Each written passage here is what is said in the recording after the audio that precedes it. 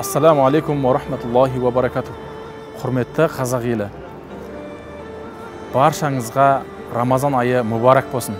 Тұтқан оразаларыңыз, берген садақаларыңыз қабыл болсын. Міне сіздердің арқаларыңызда Жаннатул Фирдаус қайырымдылық қоғамдық қоры бүгін Рамазан айында 70 мұқтаж жалғызбасты отбасыларға азық-түліктей көмек көрсетілді. Жаннатул Фирдаус қайырымдылық қорына алғысым шексіз.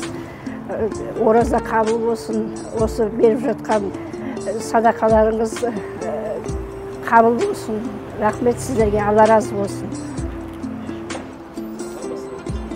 Осы Фирдауси қайырымдылық қорының мұсылман жамағатына мыңда бір алғысым шексіз. Рахмет айтам. Осы Рамазан айы құтты болсын, ораза қабыл болсын.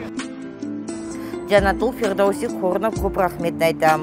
Мынадай балаларға өте көп рахметін айтам. Балашыға аман болсын бәріне, денсаулық мол болсын бәріне, ораза қабыл болсын бәріне. Өте көп рахмет сізге.